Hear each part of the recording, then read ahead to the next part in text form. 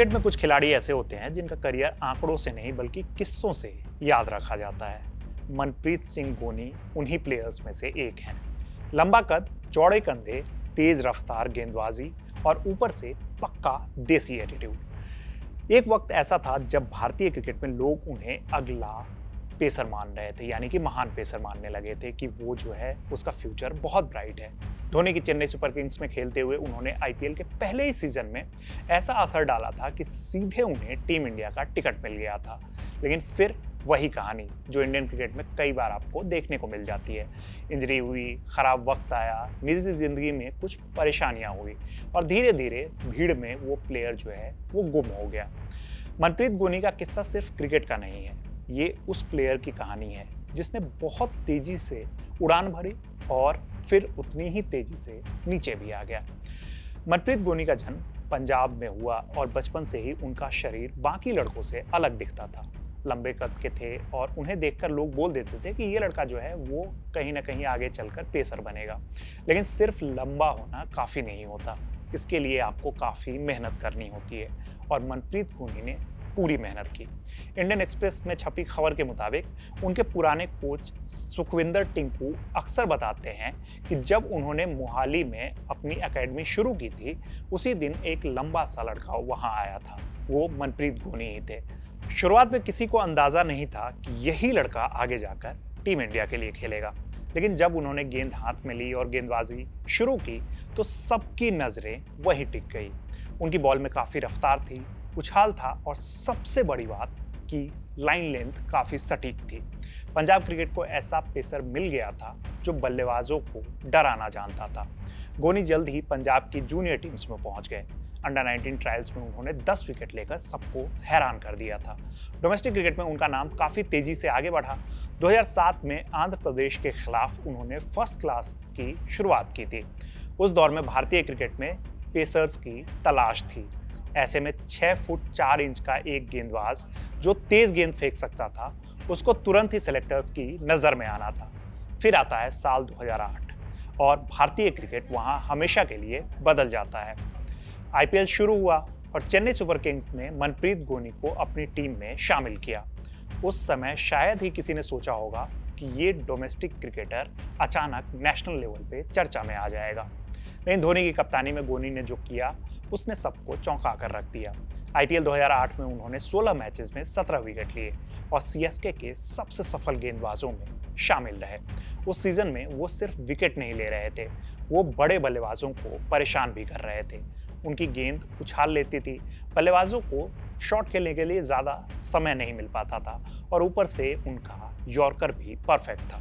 धोनी को ऐसे गेंदबाज काफ़ी पसंद आते थे जो प्रेशर झेल सके और मनप्रीत गोनी ने वही काम अच्छे से किया था। आईपीएल के पहले सीजन में उनकी जिंदगी पूरी तरीके से बदल चुकी थी। वो चेन्नई के लिए ट्रम्प कार्ड बन चुके थे। अचानक मीडिया उन्हें अगला सुपरस्टार बताने लगी थी। टीम इंडिया का बुलावा भी तुरंत ही आ गया था। 2008 के एशिया कप में हांगकांग के खिलाफ उन्हें वनडे में डेब्यू करने का मौका मिला और उस दौरान कप्तान थे महेंद्र सिंह धोनी, वही धोनी जिन्होंने आईपीएल में उन पर भरोसा जताया था।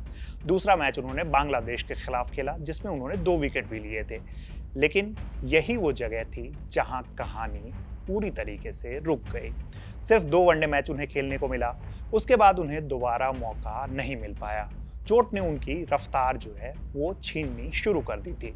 कई लोग मानते हैं कि अगर गोनी फिट रहते तो उनका करियर काफी बेहतर हो सकता था। इंजरी ने गोनी को सबसे ज्यादा नुकसान पहुंचाया।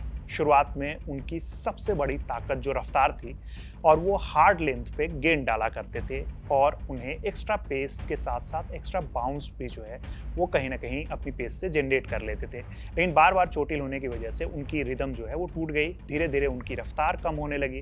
डोमेस्टिक क्रिकेट में वो फिर भी असरदार थे, लेकिन इंटरनेशनल लेवल पर जहाँ हर छोटी चीज़ जो है वो मायने रखती है, वहाँ उनका असर कम होने लगा था और यही वजह रही कि टीम इंडिया से वो एक बार जो बाहर गए तो फिर उन्हें दोबारा मौका नहीं मिल पाया। हालांकि आईपीएल में उनका सफर जो है वो जारी रहा। चेन्नई सुपर किंग्स के बाद उन्होंने डेक्कन चार्जर्स और किंग्स 11 पंजाब जैसी टीमों के लिए मैच खेला, लेकिन 2008 वाला असर वो किसी भी टीम में नहीं दिखा पाए। एक वक्त ऐसा आया जब टीमों ने उनसे दूरी बनानी शुरू कर दी। 2013 के बाद उन्हें आईपीएल कॉन्ट्रैक्ट मिलने बंद हो गए। इस दौरान उनकी निजी जिंदगी में काफी परेशानियां भी शुरू हो गई थी। कुछ साल पहले दैनिक भास्कर में छपी एक स्टोरी में बताया गया था कि 2013 के आसपास उनकी निजी जिंदगी बेपटरी हो गई थी। उनकी शादी मनप्रीत कौर से हुई थी और परिवार के भीतर तनाव काफी बढ़ गया था। बाद में हालात ऐसे बने कि उन्हें अपने परिवार से अलग होना हुआ था। उस दौरान उनकी मां मोहिंदर कौर ने उन पर प्रॉपर्टी विवाद को लेकर गंभीर आरोप लगाया था। उन्होंने यहां तक कहा था कि उन्हें अपने ही बेटे से खतरा है। मामला काफी चर्चा में रहा था। हालांकि गोनी ने इन आरोपों को गलत बताया था। ये विवाद काफी लंबे समय तक खबरों में रहा। इन सब का असर उनके क्रिकेट पर भी देखने को मिला। खुद गोनी ने बाद में बताया कि वो मानसिक रूप से तब बहुत परेशान हो चुके थे। उनका ध्यान एकदम भंग हो गया था। एक इंटरव्यू में उन्होंने कहा था कि निजी दबाव इतना बढ़ गया था कि वो खेल पर बिल्कुल भी ध्यान नहीं दे पा रहे थे। इसी वजह से वो इंडिया छोड़कर कुछ समय के लिए अमेरिका चले गए थे। वहां वो वीकेंड क्रिकेट खेलते थे ताकि उनका खर्च निकल सके। सोचिए, एक प्लेयर जिसने एमएस धोनी के साथ आईपीएल खेला, इंडिया के लिए वनडे खेला, वो कुछ साल बाद अमेरिका में लोकल टूर्नामेंट खेलकर अपने घर के बिल भर रहा था। और यही क्रिकेट की सच्चाई है। यहाँ पे शोहरत बहुत जल्दी आती है और उतनी ही जल्दी चली भी जाती है।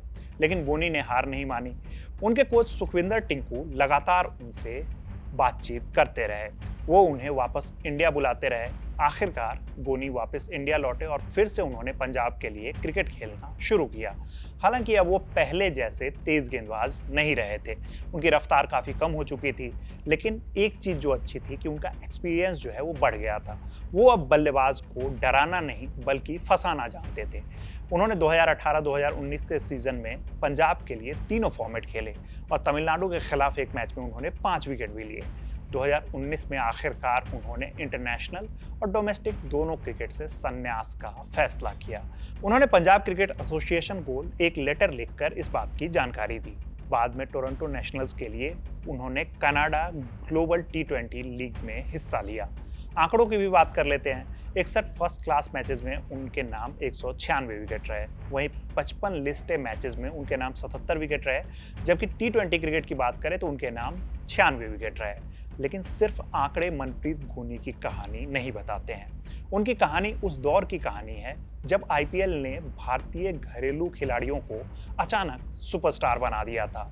वो उन शुरुआती खिलाड़ियों में थे जिन्होंने आईपीएल से अपनी एक अलग पहचान बनाई थी।